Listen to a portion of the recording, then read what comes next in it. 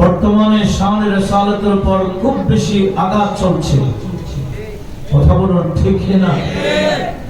যেভাবে আঘাত চলছে শানে বেলায়েতে,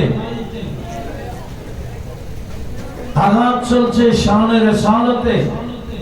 কেমন আঘাত! এক এক দিন এক একটা বিয়াদবি ডেলিভারি দেয়। আপনারা যারা অনলাইনে আছেন আপনারা জানেন এই বিয়াদবরা নবীর শানে বিয়াদবির জন্য এক এক দিন এক একটা বিয়াদবি ডেলিভারি দেয়। এমন বিয়াদবি তারা করে যেগুলো মেনে নিলে ছবি থাকবে ঠিক, ঈমান থাকবে না। এগুলা আলোচনা শুনলে নবীর হাদিসের কথা মনে পড়ে।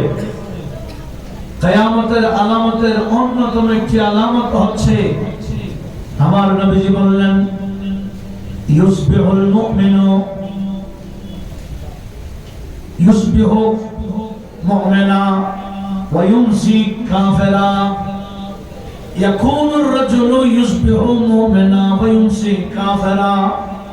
কিয়ামতের আগে আগে যে মারাত্মক আলামত আছে তার মধ্যে মারাত্মক একটি আলামত হলো, নবীজি বললেন, ওই সময় মানুষ সকাল থেকে ঘুম থেকে উঠলে সকালে ঈমান থাকবে ঠিক, কিন্তু বিকাল হতে হতে কাফের হয়ে যাবে। অথবা আইয়ুমসি মুমিনা ওয়া ইউসবিহু কাফিরা, ওই সময় বিকালে মুমিন থাকলেও পরের দিন সকালে ঘুম থেকে ওঠার সময় বেঈমান হয়ে কাফের হয়ে উঠবে। উচ্চ আওয়াজে বলুন নাউজুবিল্লাহ। সকালে ইমানদার বিকালে কাফের, অথবা বিকালে ইমানদার পরের দিন সকালে কাফের। কাফের কেমনে হয়? আপনাদের মনোযোগ আছে? কাফের কেমনে হয়? আমার আল্লাহ কোরআনে পাকে সূরা আলে ইমরানের মধ্যে ইরশাদ করেছেন, ইয়াওমা তাবিয়াতু ওজুহ ওয়া তাসওয়াদু ওজুহ। সেদিন কিয়ামতের ময়দানে কিছু বান্দার চেহারা নূরানি হবে, আবার কিছু বান্দার চেহারা কালো কালো হবে। কিছু চেহারা নূরানি হবে, কিছু চেহারা কি হবে? কালো হবে। যাদের চেহারা কালো হবে আমার আল্লাহ এদেরকে বলবেন, আকফারতুম বাদা ঈমানিকুম। এই বান্দারা আজকে কিয়ামতের ময়দানে তোমাদের চেহারা কালো কেন হয়েছে জানো? তোমাদের চেহারা কালো হওয়ার কারণ হলো তোমরা দুনিয়াতে ঈমান আনয়ন করার পরে কাফের হয়ে গেছিলা।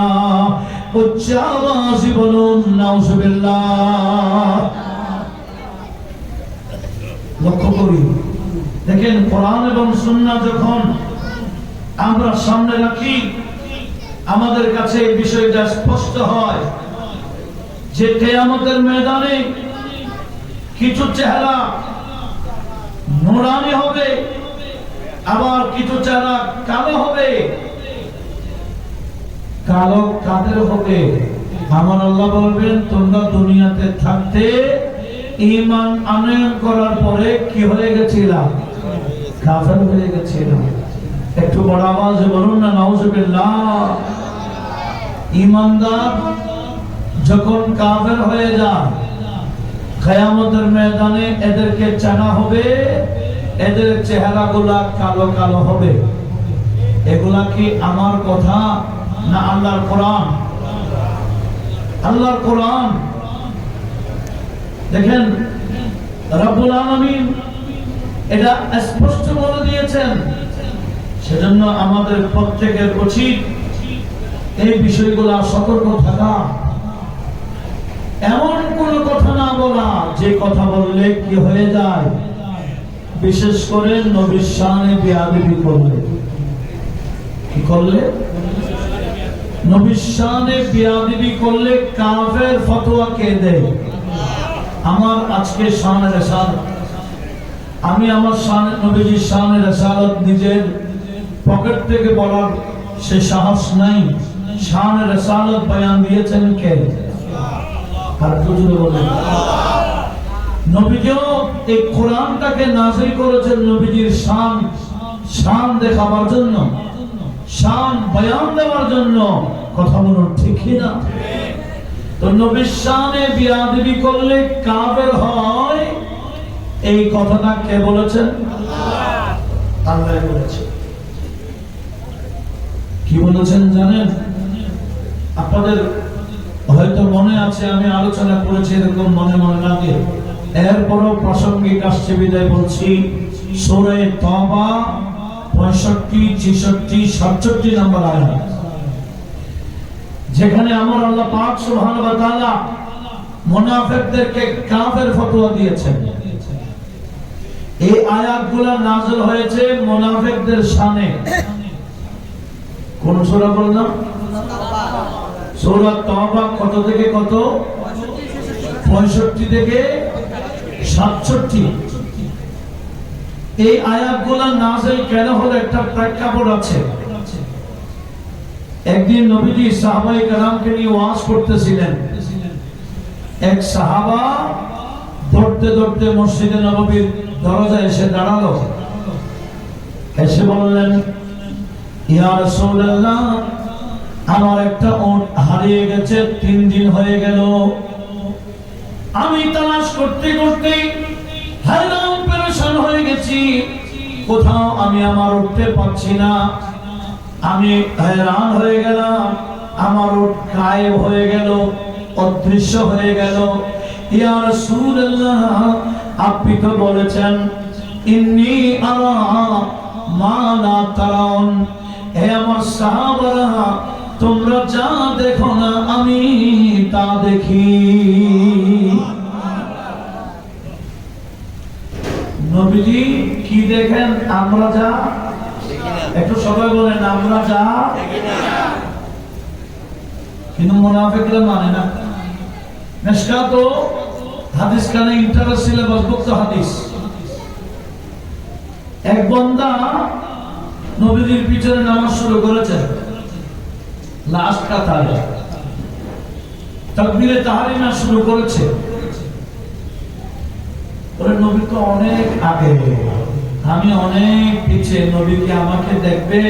আমি নামাজ শেষ হওয়ার আগে আগে আবার নামাজে ঢুকে যাবো, এই ফাঁকে একটু ঘুরে আসে। সে মসজিদ থেকে বের হয়ে গেল, শুরুতে ছিল। আর তার বিশ্বাস কি নবীতে অনেক আগে, আমি তো পিছনে, নবী কি আমাকে আর দেখবে? সে সুন্দর করে ঘুরে আসে, সালাম ফিরাবার আগে আগে আবার নামাজের কাতারে। কি বুঝলাম? শুরুতেও ছিল, শেষেও ছিল, মধ্যখানে নাই। নবীজি সালাম ফিরালেন, সালাম ফিরিয়ে সাহাবায়ে কেরামের দিকে মুখ করে দাঁড়ালেন, এবং যেই বান্দা শুরুতে ছিল, শেষেও ছিল, মধ্যখানে ছিল না, নবীজি তার দিকে ইশারা করে বলে, তুমি দাঁড়াও। তুমি, তোমাকে শুরুতে দেখলাম, শেষেও দেখলাম, মধ্যখানে কোথায় গেছো? হুজুর আপনি দেখছেন, আপনি তো আগে, আমি তো পিছে, তাও সবার পিছে। তখন নবীজি বলেন, নীলা মিন ওয়ারায়ে যাহরি কামা আরা মিন বাইনা ইয়াদাইয়া, আমি আমার পিঠের পিছনে ওইভাবে দেখি যেভাবে আমি নবী সামনে দেখি। নারায়ে তাকবীর, নারায়ে রিসালাত, নারায়ে গাউসিয়া।